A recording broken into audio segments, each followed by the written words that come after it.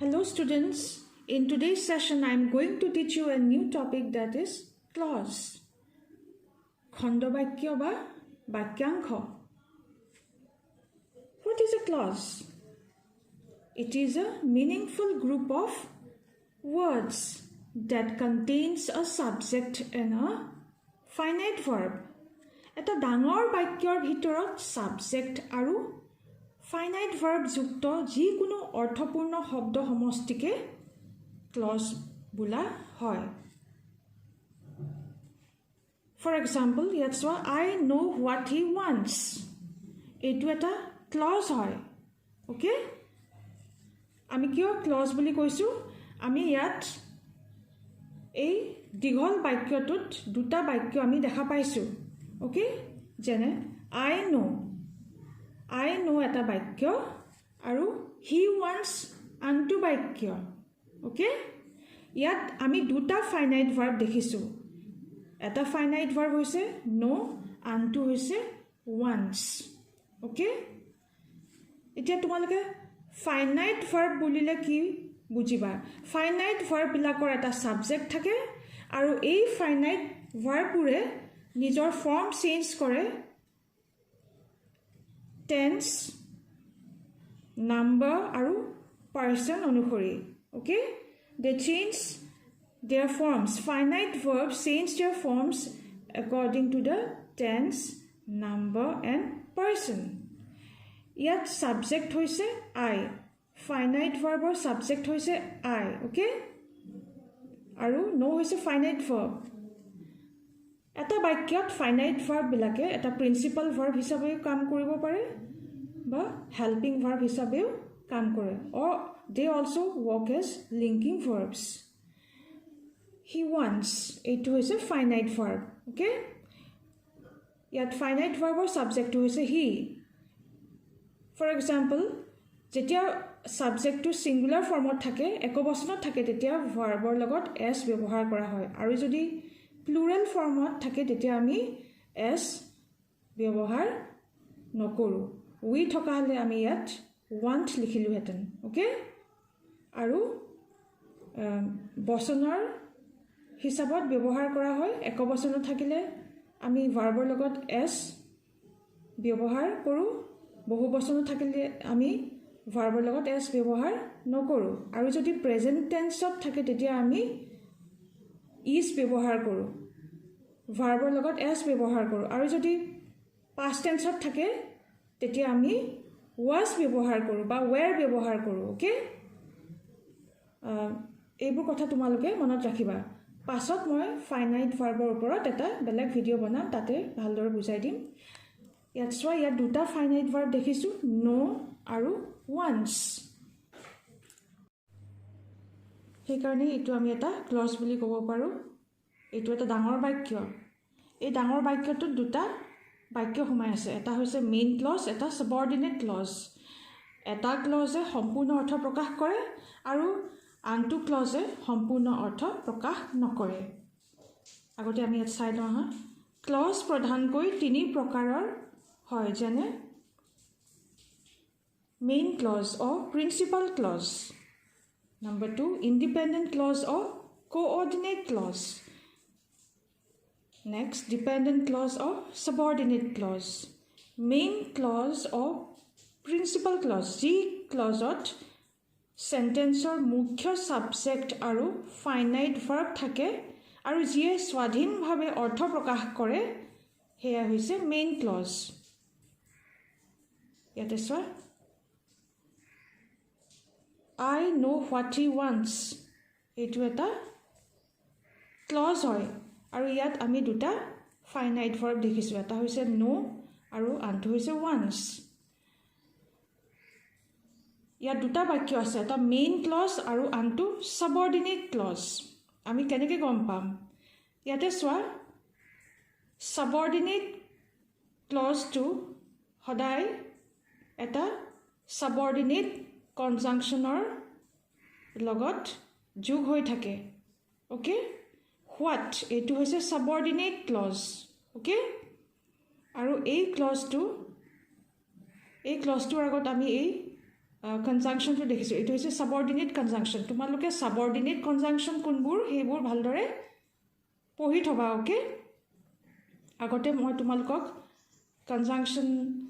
কনজাংশ্যনৰ ওপৰত এটা ভিডিঅ' দিছিলোঁ সেইটো ভালদৰে চাবা তাতে গোটেইবোৰ দিয়া আছে চ' এইটো হৈছে ছাবঅৰ্ডিনেট কনজাংশ্যন হোৱাট হি ৱান্টছ আৰু প্ৰথম বাক্যটো হৈছে আই নো এই বাক্যটোক আমি যদি অকলে চাওঁ আই নো মই জানো এটা সম্পূৰ্ণ অৰ্থ প্ৰকাশ কৰিছে হয়নে এই ভাগটোৱে এই গোটেই সেন্টেন্স এই ক্লজটোৰ পৰা আমি এই প্ৰথম সেন্টেন্সটো অকলে চালে ইয়াৰ এটা সম্পূৰ্ণ অৰ্থ প্ৰকাশ কৰিছে ওকে আই নো মই জানো আই হৈছে সাবজেক্ট নো হৈছে ফাইনাইট ভাৰ্ব কিন্তু এই সেকেন্ড বাক্যটোত হোৱাট হি ৱান্টছ তেওঁ কি বিচাৰিছে এইটো এটা অসম্পূৰ্ণ বাক্য ওকে অসম্পূৰ্ণ বাক্যবোৰক আমি সাবঅৰ্ডিনেট ক্লজ বুলি কওঁ ই সম্পূৰ্ণ অৰ্থ পাবলৈ হি মেইন ক্লজৰ ওপৰত নিৰ্ভৰ কৰে আই নোটো হৈছে মেইন ক্লজ আৰু হোৱাট হি ৱান্টছটো হৈছে সাবঅৰ্ডিনেট ক্লজ বা ডিপেণ্ডেণ্ট ক্লজ বুলিও কোৱা হয় আৰু এইটো ইণ্ডিপেণ্ডেণ্ট ক্লজ স্বাধীন বাক্য আৰু এইটো হৈছে পৰাধীন বাক্য বুলি ক'ব পাৰা dependent clause next independent clause or coordinate clause এটা বাক্যৰ মাজতেই থকা যিবোৰ ক্লজে অৰ্থ প্ৰকাশৰ বাবে আন ক্লজৰ ওপৰত নিৰ্ভৰ কৰিব নালাগে সেইবোৰে হৈছে coordinate clause The conjunction that connects two independent clauses is known as a coordinating conjunction. The connecting statements are of the same level. Coordinate conjunctions bure duta swatantra ba saman storar বাক্যবোৰক যোগ কৰে সেই বাক্যবোৰক আমি coordinating clauses বুলি কওঁ এই বাক্যবোৰে নিজে নিজে সম্পূৰ্ণ অৰ্থ প্ৰকাশ কৰে মেইন ক্লজৰ ওপৰত নিৰ্ভৰ নকৰে বা ডিপেণ্ড নকৰে it makes a complete sense by itself এই বাক্যবোৰে অকলেই এটা সম্পূৰ্ণ অৰ্থ প্ৰকাশ কৰে এইবোৰ বাক্য স্বাধীন বা ইণ্ডিপেণ্ডেণ্ট ক্লজেছ বুলি কোৱা হয় ফৰ এক্সাম্পল ইয়াত চোৱা হি ইজ পুৱাৰ বাট হি ইজ অনেষ্ট ইয়াতে আমি কোঅৰ্ডিনেটিং কনজাংশ্যন এটা দেখিব পাইছোঁ ওকে এই কোঅৰ্ডিনেটিং কনজাংশ্যনটোৱে এই ক্লজটোক মেইন ক্লজৰ লগত যোগ কৰিছে ওকে আমি এই কনজাংশ্যনটো দেখিয়ে গম পাইছোঁ যে এইটো এটা কোঅৰ্ডিনেটিং কনজাংশ্যন আৰু কোঅৰ্ডিনেটিং ক্লজবিলাক সদায় একে লেভেলৰ থাকে সমান স্তৰৰ হি ইজ পুৱাৰ এই অকলে এটা complete meaning দিছে okay it gives a complete meaning by itself he is honest এই বাক্যটোৱে তেওঁ সাধু হয় এই বাক্যটোৱে এটা কমপ্লিট মিনিং দিছে অকলেই ওকে আমি পৃথককে চালেও অকলে এই বাক্যটোৱে এটা সম্পূৰ্ণ মিনিং দিছে এই বাক্যটোৱে এটা সম্পূৰ্ণ মিনিং দিছে এইবোৰ বাক্য হৈছে কোঅৰ্ডিনেট ক্লজ ওকে আৰু এই বাক্যবোৰ সদায় কোঅৰ্ডিনেটিং কনজাংশ্যনছবোৰে সংযোগ কৰে ইয়াত চোৱা coordinate clauses always starts with a coordinate conjunction তোমালোকে এই ক্লজটোৰ আগত এটা কোঅৰ্ডিনেট কনজাংশ্যন দেখা পাইছা হয়নে ওকে এইবোৰ কোঅৰ্ডিনেট কনজাংশ্যনছবোৰ হৈছে এণ্ড ফৰ বাট এটচেট্ৰা আমি দেখিয়ে গম পাইছোঁ এইটো এটা কোঅৰ্ডিনেটিং কনজাংশ্যন তোমালোকে কোঅৰ্ডিনেটিং কনজাংশ্যন আৰু সাবঅৰ্ডিনেট কনজাংশ্যনছবিলাক চাবা ওকে সদায় এটা এই ক্লজটো কোঅৰ্ডিনেট ক্লজটো সদায় এটা কোঅৰ্ডিনেট কনজাংশ্যনেৰে আৰম্ভণি কৰে নেক্সট ডিপেণ্ডেণ্ট ক্লজ অৰ সাবঅৰ্ডিনেট ক্লজ যি ক্লজে সম্পূৰ্ণ অৰ্থ প্ৰকাশৰ বাবে প্ৰিন্সিপাল ক্লজ বা মেইন ক্লজৰ ওপৰত নিৰ্ভৰ কৰে সেইবোৰে হৈছে subordinate clause. ই নিজে নিজে সম্পূৰ্ণ অৰ্থ প্ৰকাশ নকৰে. Subordinate clause বিলাক সদায় main clause ৰ ওপৰত নিৰ্ভৰ কৰে. It does not make a complete sense. ই অধীন, depends. It depends on the main clause. এই বাক্যটো লৈ চোৱা, don't talk while you are eating. খাই থাকোঁতে কথা নাপাতিবা. ইয়াত দুটা বাক্য আমি দেখি পাইছোঁ. অ'কে, এই ক্লজটোত দীঘলীয়া বাক্যটোত দুটা বাক্য সোমাই আছে, এটা মেইন ক্লজ, এটা subordinate clause. এতিয়া তোমালোকে ক'ব পাৰিবানে কোনটো মেইন ক্লজ? Don't talk, এইটো এটা মেইন ক্লজ. অ'কে, আৰু subordinate clauseটো হৈছে while you are eating. এইটো চাবা, এইটো কোনটো টাইপৰ কনজাংশ্যন হয়? এইটো subordinate conjunction. while যেতিয়া এটা বাক্যৰ আগত আমি এটা subordinate conjunction দেখোঁ, তেতিয়া আমি চিনি পাই যাওঁ যে এইটো এটা subordinate clause হয়. অ'কে, এইটো আধৰুৱা বাক্য বুলি ক'ব পাৰি. মানে it does not give a complete sense. It gives only the partial meaning. Okay, don't talk while you are eating. Don't talk বুলি ক'লে আমি এটা complete meaning পাই যাওঁ. অ'কে, কিন্তু while you are eating, যেতিয়া খাই থাকোঁ, এইটো আধৰুৱা হয়. এই বাক্যটোৰ লগত যদি লিংক নাথাকে, এই বাক্যটোৰ কোনো সম্পূৰ্ণ অৰ্থ নেদেখুৱায়. Okay, subordinate conjunctions always starts with a subordinate conjunction. Subordinate clauses are always starts with a subordinate conjunction. এইটো আমি subordinate clause বুলি কওঁ. অ'কে, আৰু এইটো main clause. আৰু subordinate clause বিলাক সদায় এটা subordinate conjunctionৰে আৰম্ভণি কৰে. Subordinate conjunctionsবোৰ হৈছে as, since, because, when, which, where, how, why, what, if, unless, whose, who, whom, while, although, though, even if, even, so, that, after, before, whether, till, until, then, in case, so that, as soon as if, as long as, once, provided that, in order that, last, due to, wherever, whenever, so long as, consequently. Coordinate conjunctions বোৰ হৈছে for, and, nor, but, or, yet, so. আমি এতিয়া এটা activity কৰিম. প্ৰশ্নটো চোৱা, each of these sentences has a main clause and a subordinate clause. Underline the main clause and circle the subordinate clause in each sentence. প্ৰত্যেকটো বাক্যত এটা main close আৰু এটা subordinate clause সোমাই আছে. প্ৰথম বাক্যটো চোৱা, he may go where he likes. তেখেতে য'ত ভাল পায় যাব পাৰে. এই বাক্যটোত, এই দীঘলীয়া বাক্যটোত দুটা বাক্য সোমাই আছে. আমি কেনেকৈ গম পালোঁ? ইয়াত চোৱা, ইয়াত দুটা ফাইনাইট ভাৰ্ব দেখিছোঁ, দুটা ভাৰ্ব দেখিছোঁ. may go, he likes. এইটো এটা লাইকছটো হৈছে finite verb. Okay, may go টো হৈছে ফাইনাইট ভাৰ্ব. ইয়াত এটা ছাবজেক্ট আছে, এই বাক্যটোত এটা ছাবজেক্ট আছে, আৰু ইয়াতো এটা আমি ছাবজেক্ট দেখা পাইছোঁ, ছাবজেক্ট আৰু ভাৰ্ব. অ'কে, এটা ক্লজত ছাবজেক্ট এটা আৰু ভাৰ্ব থাকে, এটা ছাবজেক্ট আৰু এটা ভাৰ্ব থাকে. অ'কে, এটা বাক্যত এটা ছাবজেক্ট আৰু এটা প্ৰেডিকেট থাকে. অ'কে, হিটো হৈছে ছাবজেক্ট, লাইকছটো হৈছে প্ৰেডিকেট. ইয়াত হি মে গো, হি হৈছে ছাবজেক্ট, মে গো হৈছে প্ৰেডিকেট. এটা বাক্য হ'বলৈ এটা ছাবজেক্ট আৰু প্ৰেডিকেট দৰকাৰ. এতিয়া ইয়াত চোৱা, হি মে গো এইটো এটা বাক্য, আৰু হি লাইকছ এইটো এটা বাক্য. এই দুটা বাক্য কোনে যোগ কৰিছে? এই হোৱেৰ নামৰ subordinate conjunctionটোৱে এই দুটা বাক্যক যোগ কৰিছে. অ'কে, he may go এইটো কেনেকুৱা বাক্য হ'ব? এইটো হৈছে মেইন ক্লজ বা প্ৰিন্সিপাল ক্লজ. এই বাক্যটোৱে অকলেই এটা সম্পূৰ্ণ অৰ্থ প্ৰকাশ কৰিছে. he may go কাৰো ওপৰত নিৰ্ভৰ নহয়, নিজে নিজে এটা সম্পূৰ্ণ অৰ্থ প্ৰকাশ কৰিব পাৰে. কিন্তু এই বাক্যটোৱে where he likes তেখেতৰ পচন্দৰ মতে, আমি নাজানো এইটো সম্পূৰ্ণ অৰ্থটো আমি বুজা নাই ইয়াতে okay where he likes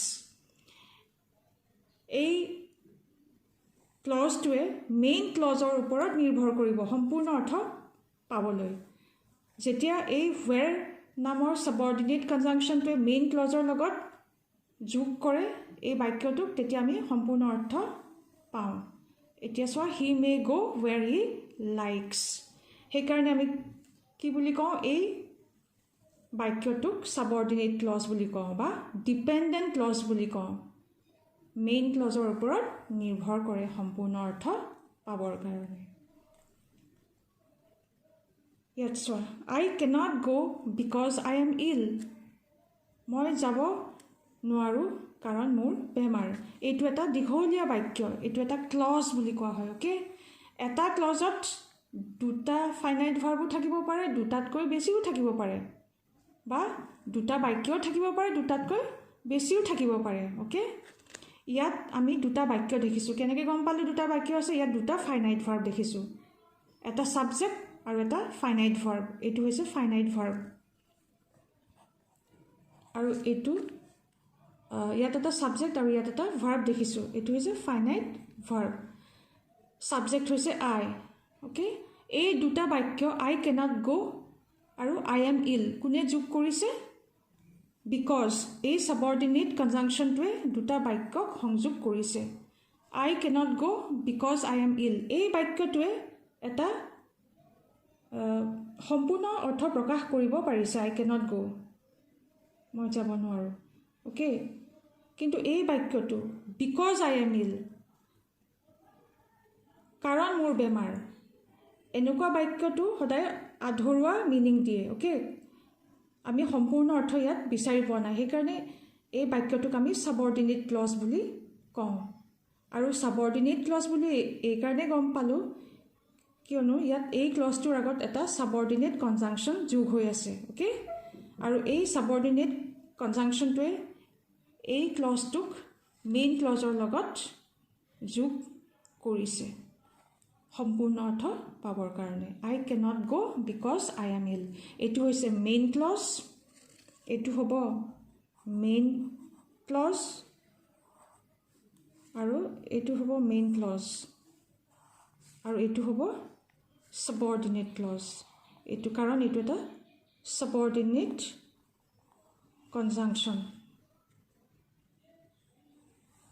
okay next unless you work hard you will not pass ইয়াতো দুটা বাক্য আছে এটা মেইন ক্লজ কোনটো মেইন ক্লজ হ'ব you will not pass তুমি পাস কৰিব নোৱাৰা এইটো হৈছে মেইন ক্লজ ওকে আৰু আনটো হৈছে unless you work hard এই ক্লজটোৰ আগত এটা আমি কনজাংশন দেখা পাইছো এইটো হৈছে সাবঅৰ্ডিনেট কনজাংশন ওকে এই সাবঅৰ্ডিনেট কনজাংশন এইটো এই কনজাংশনটোৱে এই বাক্যটোক মেইন ক্লজৰ লগত যোগ কৰিছে unless you work hard যেতিয়ালৈকে তুমি কঠোৰ পৰিশ্ৰম নকৰা এইটো আধৰুৱা মিনিং দেখাইছে ওকে সেইকাৰণে এই বাক্যটো হ'ব সাবঅৰ্ডিনেট ক্লজ এই বাক্যটো হ'ব সাবঅৰ্ডিনেট ক্লজ আৰু এইটো মেইন ক্লজ এইটো হ'ব মেইন ক্লজ এইটো main clause you will not pass আৰু সাবঅৰ্ডিনেট ক্লজটো হ'ব unless you work hard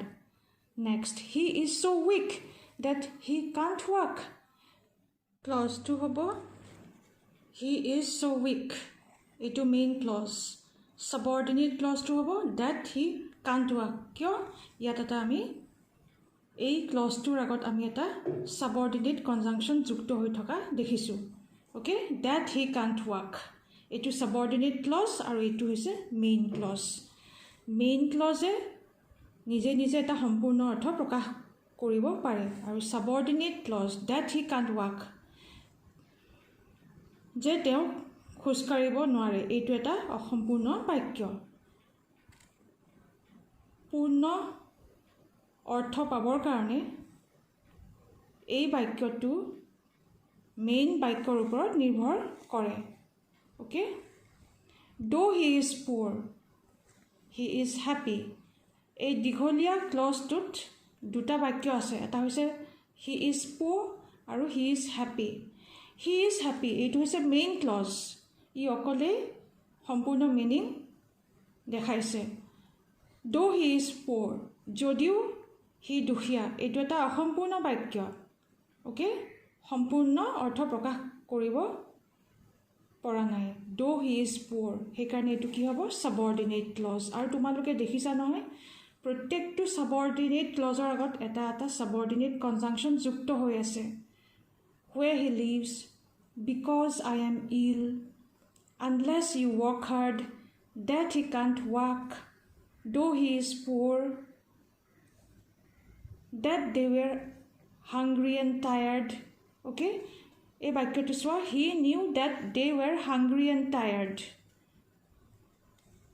এই দীঘলীয়া বাক্যটোত এটা মেইন ক্লজ আছে এটা সাবঅৰ্ডিনেট ক্লজ কোনটো য'ত এই সাবঅৰ্ডিনেট কনজাংচনটো আছে আৰম্ভণিতে আমি দেখা পাইছোঁ এই বাক্যটোৰ আগত they were hungry and tired okay এইটো এটা সাবঅৰ্ডিনেট ক্লজ এই বাক্যটোৱে মেইন ক্লজৰ ওপৰত ডিপেণ্ড কৰে নিৰ্ভৰ কৰে সম্পূৰ্ণ অৰ্থ পাবৰ কাৰণে হি নিউ এইটো হৈছে মেইন ক্লজ কাৰণ ই অকলে এটা সম্পূৰ্ণ অৰ্থ প্ৰকাশ কৰিছে স্বাধীনভাৱে এটা সম্পূৰ্ণ অৰ্থ প্ৰকাশ কৰিছে এইটো হৈছে সেইকাৰণে ইণ্ডিপেণ্ডেণ্ট ক্লজ আৰু এইটো হৈছে dependent clause okay that they were hungry and tired যে তেওঁলোকে ভোকে ভাগৰে আছিল এইটো আধৰুৱা বাক্য আধা মিনিং দেখুওৱা বাক্য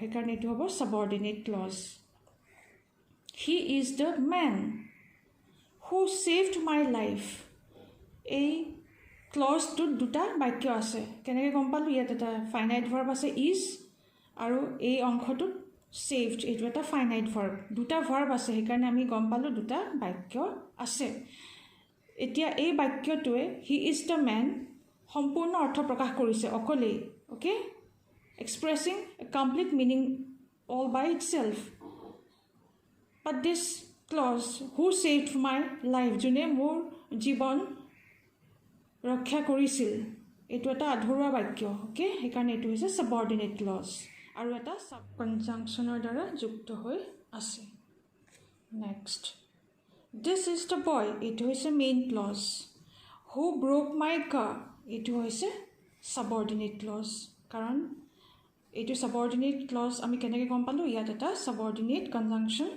যোগ হৈ আছে number 9 the farmer came home এইটো হৈছে মেইন ক্লজ ই এটা সম্পূৰ্ণ অৰ্থ প্ৰকাশ কৰিব পাৰিছে when it was night যেতিয়া ৰাতি হৈছিল এইটো এটা অসম্পূৰ্ণ ক্লজ সেইকাৰণে এইটো হৈছে সাবঅৰ্ডিনেট ক্লজ ইয়াত এটা আমি সাবঅৰ্ডিনেট কনজাংচন যুক্ত হৈ থকা দেখা পাইছোঁ নেক্সট we return home এইটো হৈছে মেইন ক্লজ সম্পূৰ্ণ অৰ্থ প্ৰকাশ কৰিছে অকলেই after the school had been over school ছুটি হোৱাৰ পাছত এইটো এটা আধৰুৱা বাক্য আৰু ইয়াত এটা সাবঅৰ্ডিনেট কনজাংচন যুক্ত হৈছে এই ক্লজটোৰ আগত সেইকাৰণে এইটো হৈছে subordinate clause next the patient had died এইটো এটা সম্পূৰ্ণ মিনিং থকা বাক্য অ'কে সেইকাৰণে এইটো হৈছে main clause before the doctor came doctor আগতেই বিফ'ৰ দ্য ডক্টৰ কেম এইটো হৈছে subordinate clause that's all for today by